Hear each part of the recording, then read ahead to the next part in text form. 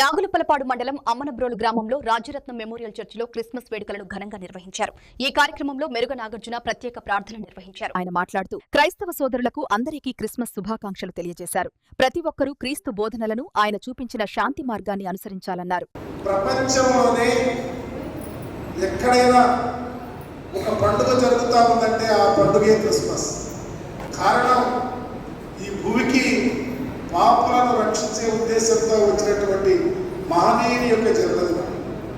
ఈ దేశంలో కానీ ఈ ప్రపంచంలో బైబుల్ని చేత పట్టుకొని బైబులే మాకు శరణ్యమని చెప్పి బైబుల్ వల్లే ఈ భూమికి మంచి జరుగుతుందని చెప్పి రాజకీయాలు చేస్తున్నటువంటి కుటుంబం డాక్టర్ రాజశేఖర్ రెడ్డి గారి కుటుంబం.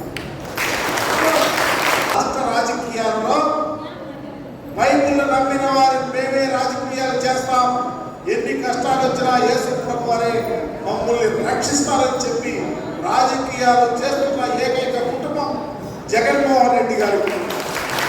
ఆ జగన్మోహన్ రెడ్డి గారే ఈ భూమికి పాపులను రక్షించాలి, ఒక చెంప కొడితే రెండవ చెంప చూపించాలని చెప్పినటువంటి యేసు ప్రభు వారి సూక్తులు ఆచరించి ఆయన ఉదయాన్నే లేచి మోకరిల్లి బైబుల్ తీసుకుని ప్రార్థన చేసి రాజకీయాల్లో కష్టాలు ఎదుర్కొని జైలు జీవితం చేసి రాజకీయాల్లో గెలిచి ఈ రాష్ట్రంలో ముఖ్యమంత్రిగా ఈ పేదల కొరకే నాకు కులం లేదు, మతం లేదు, ప్రాంతం లేదు, పార్టీ లేదు, కాకుంటే బైబిలే, ఈ బైబిల్ నమ్మే నేను పరిపాలన చేస్తానని పేద ప్రజల యొక్క గుండె చప్పుడుగా, పేద పిల్లల యొక్క చదువు, పేదల యొక్క